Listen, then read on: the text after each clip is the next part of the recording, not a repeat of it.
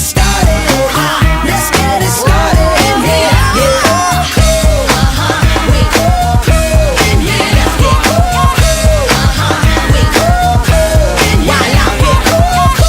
Hot dog! Well, hiya, pal. Yo, what is up there, guys? Ed the Wiz back at it again for another video, and what we're going to be talking about is Tangled, the series, the first episode known as What the Hair? Of course, this is following off right after the movie that we just had, Tangled Before Ever After. I did see it and I enjoyed it. Unfortunately, I was too late on kind of making a review on it, but that's okay. I'm going to start off fresh by going over this episode and continue with all the episodes that are later to come because I really enjoyed this series overall. So why don't we go ahead and get started with this episode. So this episode starts off, we see Rapunzel and Pascal kind of messing around, playing tag, whatever like that. We see Rapunzel enter her room and we see none other than Gothel. Gothel make her appearance being like, Rapunzel, my dear, look at your hair, it's back and everything right there. Like, whoa, what's going on? Gothel's back? What's happening right now? But you know, it ends up just being a dream sequence or whatever. We see Rapunzel's hair is going all crazy. So boom, Gothel was there, and I gotta say, I am not surprised that it was a dream sequence. You know, I saw the preview and I saw that Gothel was in it, but I knew immediately that it was going to be some type of dream or some type of ghost or something like that. And I said this before when I was first talking about Tangled, the series, that I knew Gothel would make an appearance somewhere within this. As soon as Rapunzel grew back the hair, I said, Gothel's going to be this in some way, shape, or form. Again, we just saw her in a dream sequence, but I feel though Gothel is going to continue to return because you don't just get the original voice actor from the movie to reprise her role just to only use her for that one line. That doesn't really make any sense to me. Now, it's possible, it's very possible that Gothel is actually alive. Perhaps she returned when Rapunzel's hair grew back.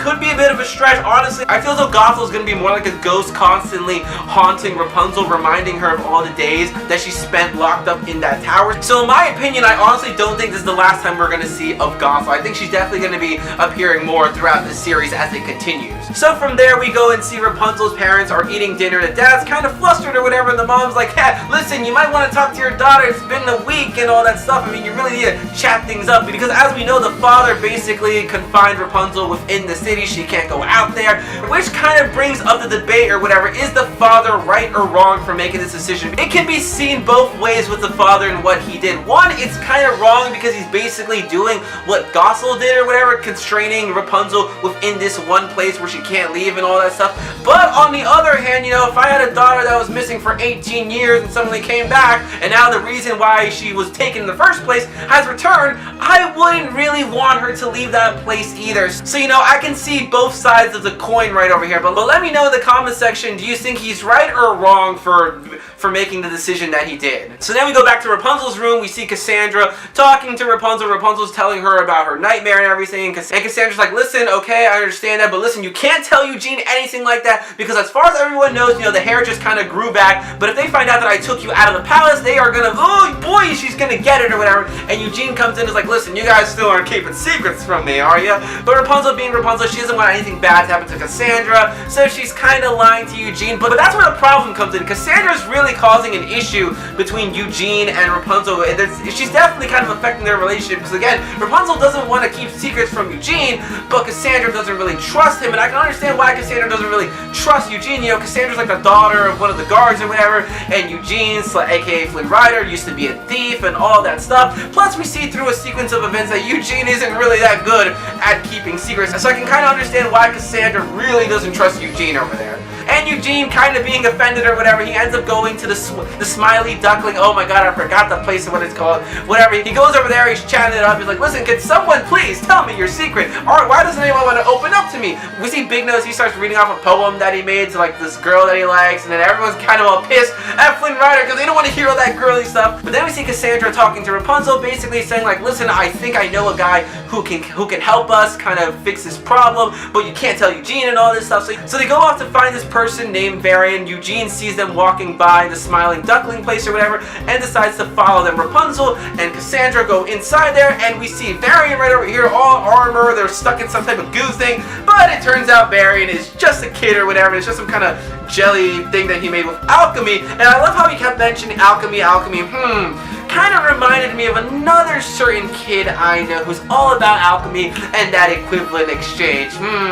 So boom, Varian's like, okay, listen, I'm sure I can solve this with the power of science and alchemy and all that great stuff. So Varian starts working on Rapunzel's hair, and one thing that we find out, quite shockingly, is that Rapunzel no longer has her healing ability. You know, she starts singing the song or whatever, and nothing happens. So, that's pretty darn interesting. I wonder why. That's weird. That's weird. Perhaps when she touched the rock, she didn't get all her abilities back? I don't know. It's weird. But anyway, Varian's like, okay, listen, we have to put you in this thing right over here, do 100 tests, and boom, we'll be able to find out what's going on with your hair. Eugene is like kind of spying on them. He kind of breaks in. It's like, listen, Rapunzel, I'm gonna get you out of there. And Varian talks to Eugene, saying like, oh my God, you're Flynn Rider. I'm such a huge fan of yours. And Eugene's like, well, it's nice to be met and everything like that. But it turns out Varian was actually referring to the Flynn Rider of the stories, which Eugene, you know, based his name off and all that stuff. And then Varian tells Eugene like, listen, I got a super secret that I want to share with you because you're such an awesome guy. Eugene is pretty darn excited about that. They end up going downstairs, and we see that Varian has created these underground boilers or something like that to help warm the water and all that stuff, which, you know, hey, that's pretty thoughtful, but things are not looking too good. There's tremors happening because of it. Eugene notices it,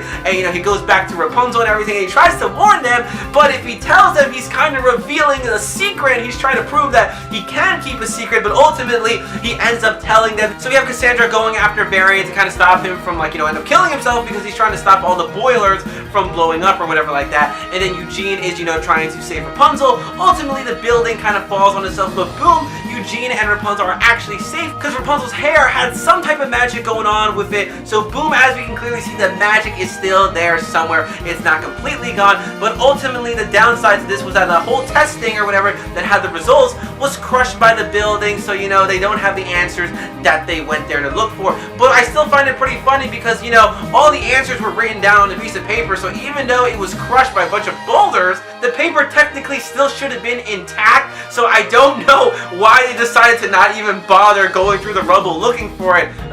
Plot, I guess. So then we see Varian's dad come by. He's kind of disappointed or whatever, and then it just kind of ends like that with Varian. But then ultimately Rapunzel ends up telling Eugene the truth about how Cassandra took her out, and that, you know, she touched this rock and her hair grew back and all that stuff. Eugene's like, oh, Cassandra is in so much trouble. Oh wait, no, I can't do it anymore. I've changed. I can keep a secret and all that stuff. So boom, that's ultimately the end of the episode. But then there's a little cliffhanger right over there where we see one of those spikes kind of grow up, reaching closer and closer to the castle itself. So I'm going to assume that these little pillars or whatever, I feel as though they're attracted to Rapunzel specifically because she has the magic in her hair. So ultimately, like, I guarantee, like, by the final episode or something like that, all these spikes are going to end up leading ultimately to Rapunzel. The castle's going to be surrounded by it and all that stuff. But we'll just have to wait and see exactly how those spikes turn out. One other quick thing that I kind of want to talk about, though, is the fact that a lot of people keep thinking Cassandra's evil and stuff like that. And I can kind of see why. I mean, you know, Disney, you created like a friend for Rapunzel who looks way too similar to that of Gothel. You know, why would you do that? Unless you're just doing that to kind of mess with us, I don't see why you would go through the trouble of making a character look way too similar to like the evil character from the movie or whatever. I'm just kind of pointing that out there. I've been reading the comments a lot of things that I keep seeing people say that they think that possibly Cassandra is maybe Gothel's daughter or niece or something like that. I don't know. I was thinking that might be not too true, but then I saw this one comment saying like, what if Cassandra is related to Gothel and her whole plan was to bring Gothel back? That is why she specifically took Rapunzel to go see the spikes, because Cassandra knew that if Rapunzel touched the spikes, her hair would go black, ultimately leading to the revival of Gothel. And I'm just sitting there reading that comment like, you know what? Damn. That could actually be, they might be onto something right there. Doesn't sound really too far-fetched because, you know, when it comes to Disney, boom, those surprises and twists can come out of nowhere. Remember Hans from Frozen? Oh, God, I hate that guy, man. Oh, that gold digger. All I'm saying is, though, you know, I wouldn't be too surprised if Cassandra ends up being evil. But let me know what you guys think about that. So, guys, I think that's really all I can say about this episode. Again, I thoroughly enjoyed this episode. I really dig the Tangled series overall, and I can't wait to see what happens next. So guys, what I'd like to know in the comment section below is, you know, what do you think of Cassandra? What do you think of Gothel? Do you think she's going to be returning? And what do you think of Rapunzel's hair with the magic? Do you think it's still there? Is there something going on? I don't know. Leave all your comments in the comment section below. And if you like the video, make sure to give it a big thumbs up, as that really helps me out. And until next time, guys, I'm going to go ahead and say Bye, pal. I'll see ya real soon.